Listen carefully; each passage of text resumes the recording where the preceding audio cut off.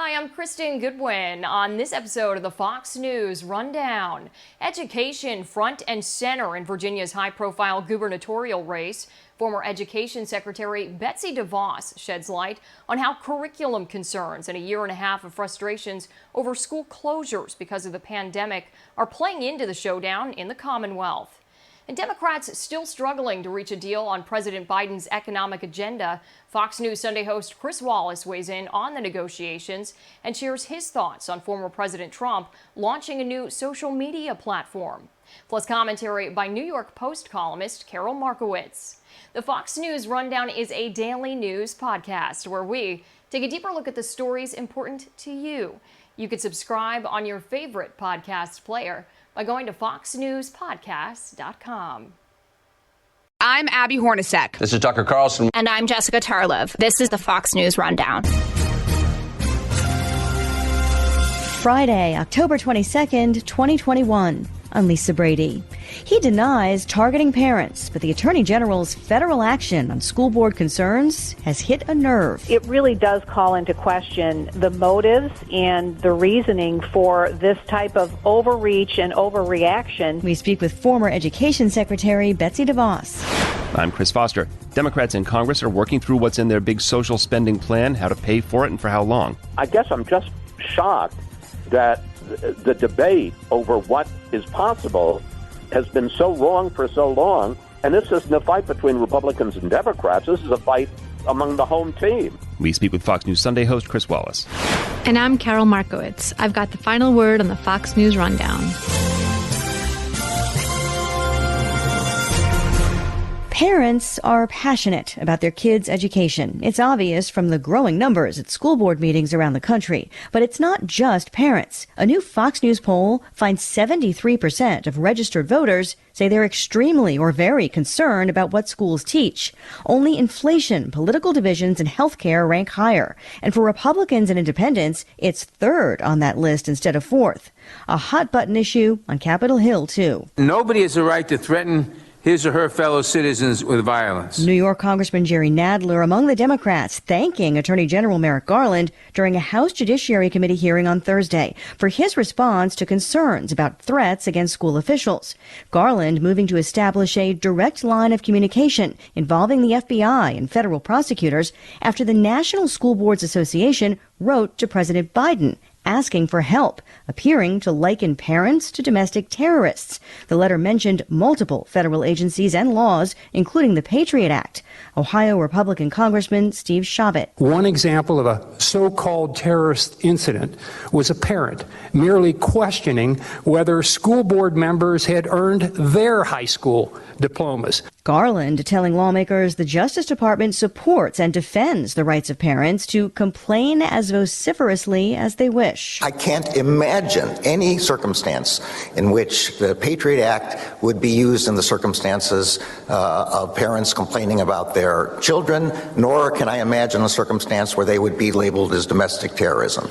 He says the goal is trying to prevent violence and the threat of violence, which he says is a rising problem, not just for school officials, but for election workers, judges, and police. And he rejects any suggestion that the Biden Justice Department is not acting independently. I was dumbfounded, really. Betsy DeVos served as Education Secretary in the Trump administration. We know parents have been upset with what has been going on in many of their children's schools, and they have been rightfully so going to speak to their school boards and raising issues and asking questions.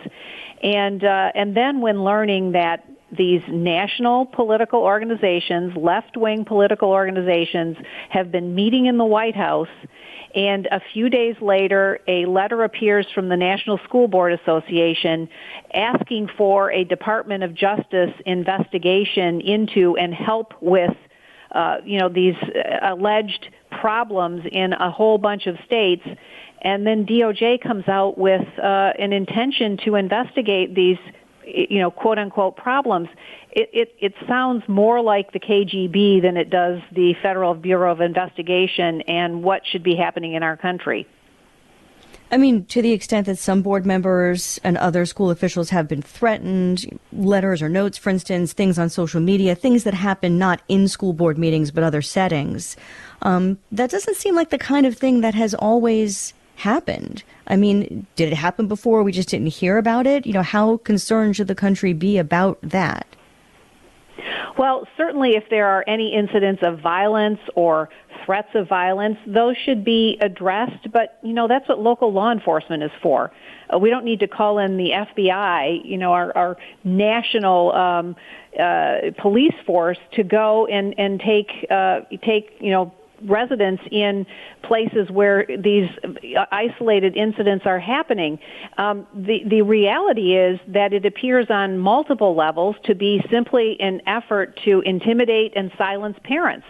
That the system doesn't want to hear from parents. They don't want to have to deal with them. And so this is their way of doing it. And the Biden administration has gone right along with it. Certainly they deny that there's any sort of overt effort in that direction, but they're definitely being accused, by Republicans at least, of weaponizing the Justice Department on this issue. It's very interesting that 5 days after the National School Board Association sends this letter that DOJ takes action. And, you know, having spent 4 years in Washington, I can tell you that DOJ hasn't acted that quickly on anything that I had experience with. So it really does call into question the motives and the reasoning for this type of overreach and overreaction. And I feel for parents who are rightfully concerned about what they're seeing and hearing about their kids' education, and they have every right to be involved, to ask questions, to advocate for their own children. They're the ones that know and love them the best. There are some suggestions that it may be backfiring. If the intent is to have a chilling effect, that it may be backfiring. I know at the hearing before the House Judiciary Committee, Ohio Congressman Jim Jordan said that he thinks this memo from the Attorney General was really the last straw. I think it was the catalyst for a great awakening that is just getting started. Pilots at Southwest Airlines, the Chicago Police Union, parents at school board meetings, Americans are pushing back because Americans value freedom. And then you have the governor's race in Virginia, where education and specifically parental involvement seems to be the reason, at least one reason, that the race is tightening, and that the Democrat Terry McAuliffe has lost some ground, even though he says his comments about parents and education were taken out of context. What do you see happening? Are you concerned that it is going to start to stifle the discourse, or do you think this will go in the other direction and light a fire under more parents? Well, I do think it's going to lead to more parents speaking up and engaging and really making sure that their children and their children's educations are in line with what they thought they were and what they want them to be. We have to remember that it was the national teachers unions that kept schools shut down for over a year. They bullied the CDC into changing the mask guidance.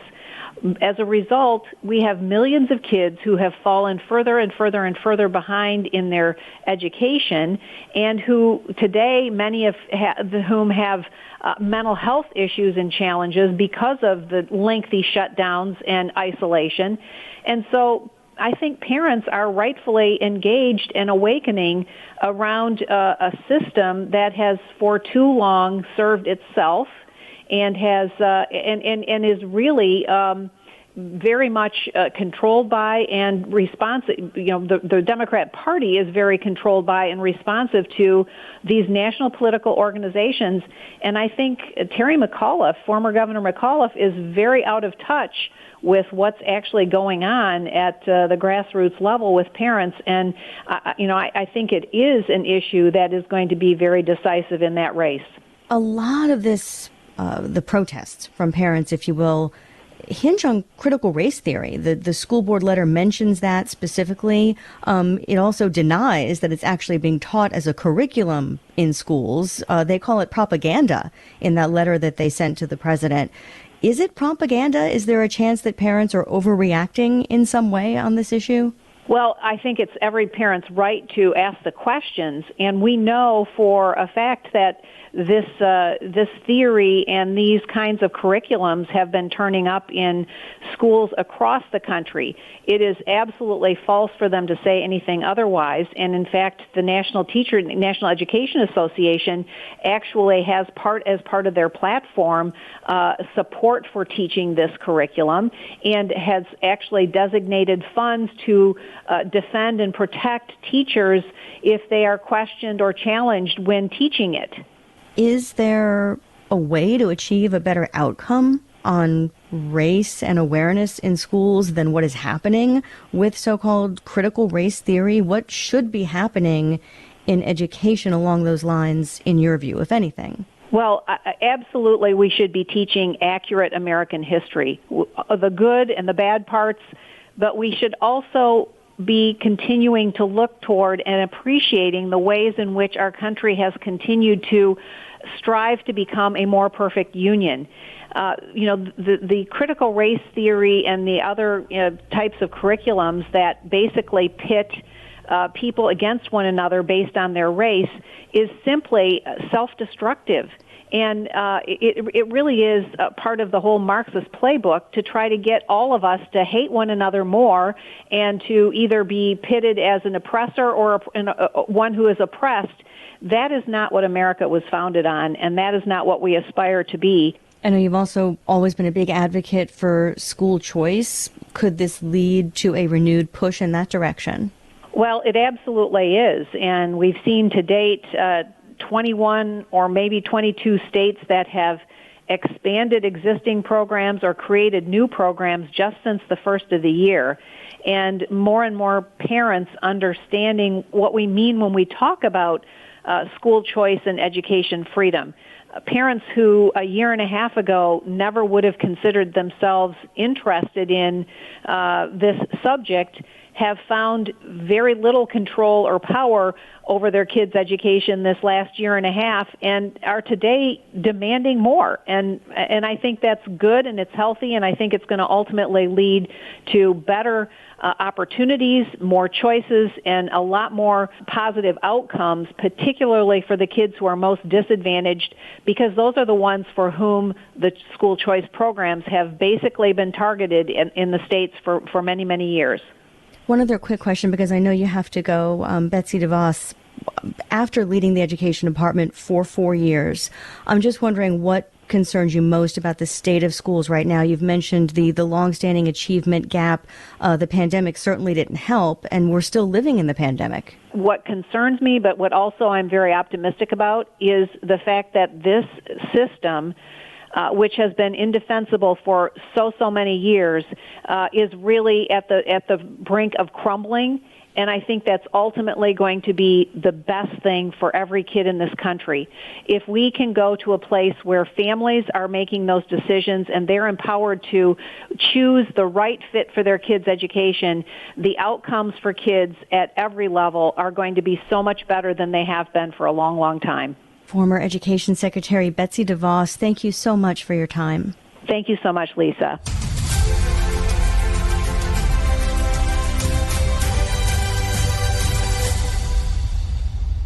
This is Carol Markowitz with your Fox News commentary. Coming up. House Speaker Nancy Pelosi says Democrats in the end will agree on their big social spending plan and pass President Biden's economic agenda. Although it's a smaller bill, it's still historic, transformational, and will make an enormous difference in the lives of America's working families. Top Senate Republican Mitch McConnell. The American people would be a lot better off if this reckless tax and spending package never passed. President Biden says Democrats are going to surprise people who've said his agenda was dead on arrival, but it's taking months of intra-party negotiation.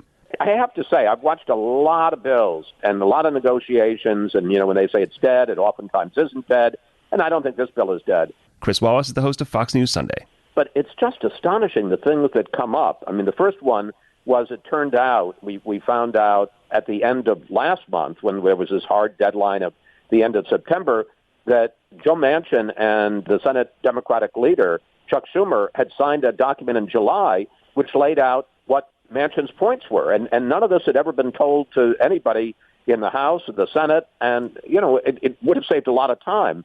Now, as we approach another deadline at the end of October, we're hearing that Kyrsten Sinema, again, like everybody else, the 50th Democratic vote, the senator from Arizona, is saying, I don't want to raise taxes on corporations, and I don't want to raise taxes on the wealthy. And she's blowing up the entire plan that Joe Biden has been talking about for months as to how to pay for this.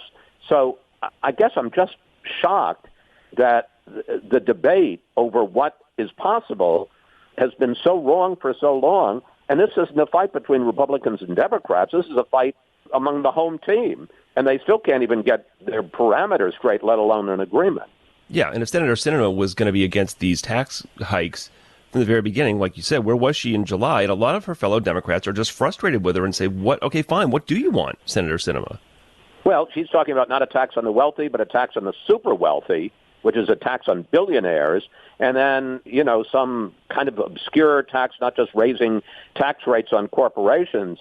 I have real questions. They're slim this down from $3.5 trillion to $2 trillion, which is still a very much a heavyweight position.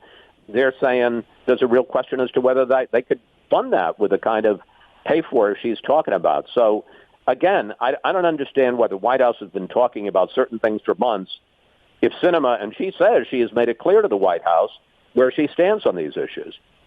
So you're going to have some trade-offs. I mean, maybe you get free pre-K but not free community college. That's something President Biden hinted at some of these meetings he's had recently with senators. Bernie Sanders wants vision and dental added to Medicare. Other senators say no, well-off people are on Medicare too, and they don't need these subsidies, so let's save some money there. So there's, besides the top-line figure, there's still within that policy things to work out. Yeah, but honestly, $2 trillion is, if you can't work out a deal for $2 trillion, it's not a choice between $2 trillion and $3.5 trillion. It could be a choice between $2 trillion and nothing. And I don't understand anybody on the Democratic side who would say, well, I'm going to block this $2 trillion because I'd rather have nothing than the $2 trillion. Yes, you're right. A lot of the stuff is going to get scaled back. But if you had said at the beginning of the year, you're going to pass a big COVID relief bill, you're going to pass a $1 trillion infrastructure bill and a $2 trillion social tax and spend bill, I think most people would have said, most Democrats, including the most liberal people, would have said, that's fantastic. So the idea that they're now grousing about the idea that it's going to come down to $2 trillion, I understand it from a negotiating point of view. You want to hold on to your position, but if they end up with, I'm trying to think, 2, 4, 5, more than $5 trillion in new spending in a single year, I think most people would say, I'm going to take that and go home. Yeah. Senate Republicans have once again blocked this voting rights legislation. They call it a power grab.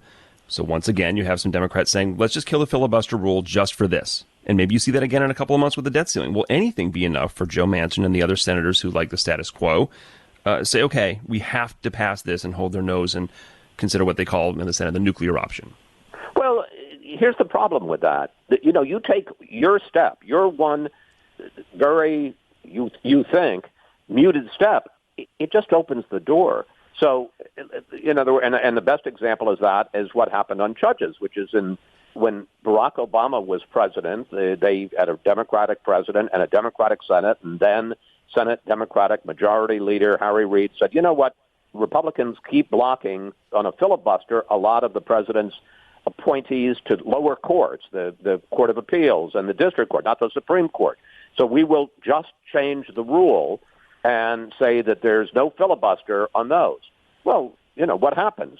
Donald Trump comes in, Mitch McConnell is the Senate Majority Leader, and he changes the rule, so there's no filibuster for Supreme Court justices, and you end up with 3 Trump appointees to the court. My point being that, if the Democrats were able to convince Joe Manchin and Kyrsten Sinema and blow up the filibuster, we're just going to do it for voting rights, well, who's to say that the Republicans aren't just going to do it for tax cuts or just do it for a border wall? The point is, every time you go down that slope and open the door, the other side, when they get back the majority, is going to bust it wide open and say, well, this is the issue that we need to blow it up for. Got an election for governor in 2 states in a week and a half. New Jersey Governor Phil Murphy, he's a Democrat. He's expected to keep his job if the polls are anywhere close to accurate. It's a Virginia race that has a lot of Democrats pretty nervous. And rightly so. McAuliffe has had a lead of between 3 and 5 points. There's a new poll out. He's flat out tied. It's so interesting. Living in Washington, I see a lot of the ads because they're on local D.C. TV, which includes Northern Virginia.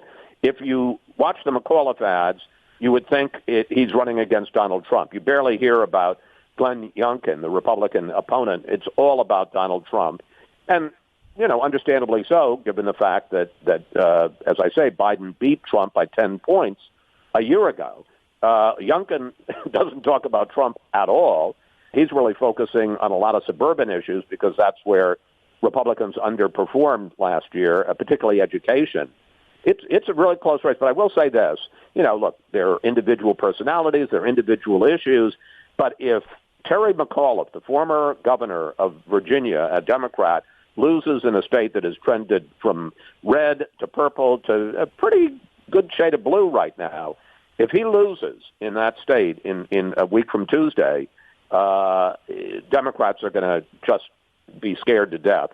They'll be scared about Biden. They'll be scared about the Democratic agenda, inflation, immigration, some of their positions on education, taxes, spending.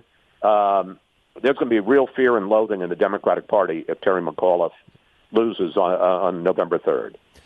This latest Fox poll has President Biden losing a lot of his approval in the economy, or on the economy, down 11% in just a month. People seem to be blaming him for the higher prices and the supply chain stuff and concerns about Christmas presents not showing up on time. Is that fair? What could he be doing better?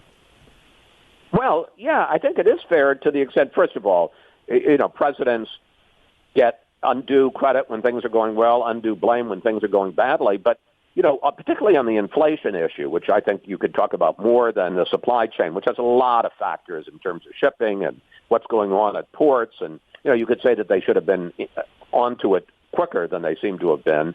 But inflation, they have just been wrong about. I mean, how long has it been that the White House has been kind of dismissing the inflation and say, how many times have we heard the word transitory? And it's not that bad, and it's a sign of growth and all of that. And now they're starting to take it seriously because, I was at the gas station here in D.C. the other day. Regular was over $5 a gallon. That gets your attention. If it suddenly costs $10 or $15, $20 more to fill up your car, I don't care who you are. And, if it costs that much more to get meat or to buy your children shoes, and we're talking about double-digit inflation for all of those, that you feel that in your pocketbook and you want to blame somebody. And, who's the most convenient person to blame? Sure. Former President Trump finally says he's starting this new media company, Trump Media and Technology Group. That's TMTG. I've seen a lot of people on Twitter say that reminds them of the acronym for Teenage Mutant Ninja Turtles, and they're making up logos for him. The first thing is this new social media app, which is something the president had complained about a long time, even before he was banned from Twitter. It's a lot of work. I wonder if he can take it off. I don't know. I mean, he's been trying, and he obviously feels. Look, he had 100 million followers among all his platforms, Facebook and Twitter and the various White House accounts and his private accounts. He had a direct line to the smartphone of 100 million people, and that line has been cut off, and he has to go through filters to get that information, his message, out to people. So I can understand why he takes it seriously. I have no idea whether he can pull it off logistically, and whether I will say this about him: he still has a tremendous following, tens of millions of people, and if he is able to make it work and put a platform out there that people have real access to, it's like a Field of Dreams. If he builds it, they will come. Yeah, I mean, he certainly has a built-in audience for it. After the social media app, it's supposed to come in the first quarter next year. Then they're going to try to put together this, what they call an over-the-top TV app, like Fox Nation. It's a video-on-demand thing. So, Chris, have you been approached to leave Fox to work for TMTG? It might be too early to talk about it.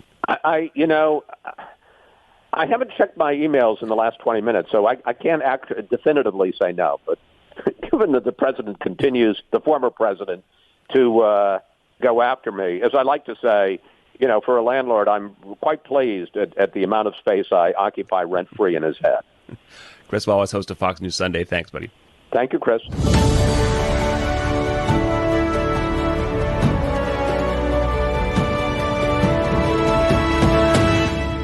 From the Fox News Podcasts Network. I'm Ben Domenech, publisher of The Federalist, and I'm inviting you to join a new conversation with the smartest thinkers out there about the country and where we're going. Subscribe to the Ben Domenech Podcast. Subscribe and listen now by going to foxnewspodcasts.com. And now, some good news with Tanya J. Powers. A retired teacher has gone viral, not for doing a dance or being an influencer, but for promoting kindness.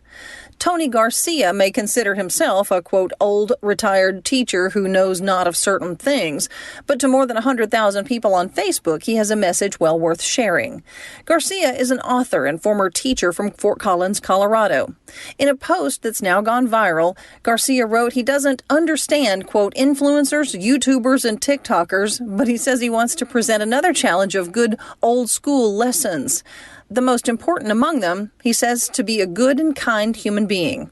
The post came about after he had a conversation with someone he used to teach with about the sometimes violent social media challenges that can target teachers and school property. Garcia addressed viral challenges in his post, writing, quote, it takes much more courage and strength to be a loving, caring person than it does to vandalize a bathroom. Parents and students are sending Garcia videos of kids engaged in acts of kindness. One school is taking his challenge literally. He told Fox News a principal sent him a message that said she used the letter as a morning announcement for her 1,200 students as they participate in a TikTok challenge to make a positive difference in the lives of others. Tanya J. Powers, Fox News.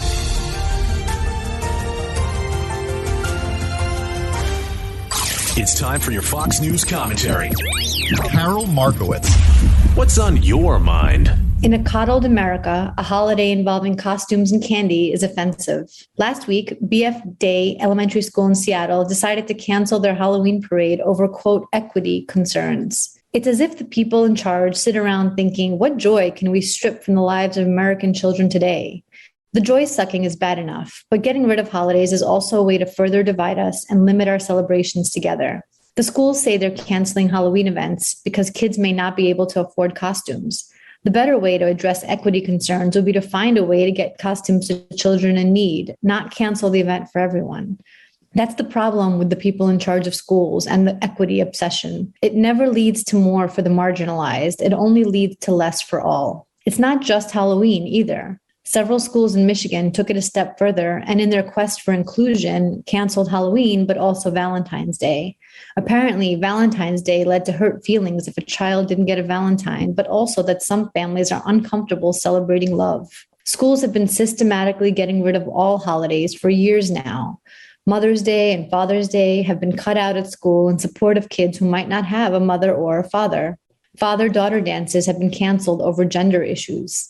Thanksgiving has been sidelined. Of course, Columbus Day never stood a chance. The Randolph Board of Education in Morris Township, New Jersey, isn't taking any chances. In June, they decided to rename all holidays on the school calendar and label them simply days off. Quote, if we don't have anything on the calendar, we don't have to have anyone have hurt feelings or anything like that, end quote, board member Doreen Roche said. That's true. But if we need 100% participation to celebrate anything, even a generic day off might be offensive. Might be safer to write a paragraph on the non-denominational, non-exclusionary day off and how it doesn't actually mean anything and no offense was intended. Removing the holidays is a method to divide us from each other and keep us apart. Taking away events like Halloween parades because not everyone celebrates just limits the way that we connect to each other. As a little immigrant kid in Brooklyn, Halloween was a magical event where all the kids in the neighborhood ran free, marveling in their full buckets of candy and showing off their individuality through their costumes. Everyone was included if they wanted to be. My Jewish kids have learned Christmas carols in music class, exchanged cards on St. Valentine's Day, painted candles on Diwali, and ate dumplings on Chinese New Year at their New York City public schools. Their Israeli-born cousins would bring in sufganiyot, powdered donuts, to explain Hanukkah to the kids in their class. We used to understand that in our melting pot of a country, not everything could be for everyone. The aim to cancel out anything celebratory until every single person can participate leads to a dull life and a fractured country. This is Carol Markowitz. I'm a columnist at the New York Post and Fox News. You've been listening to the Fox News Rundown. Stay up to date by subscribing to this podcast at foxnewspodcasts.com. And for up-to-the-minute news, go to foxnews.com.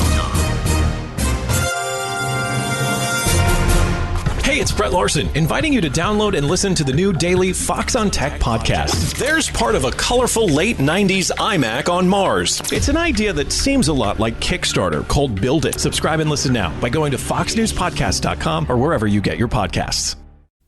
Love Fox News? Click the subscribe button to get more of the news and opinion you trust. And click the Fox News Rundown playlist for the latest episodes.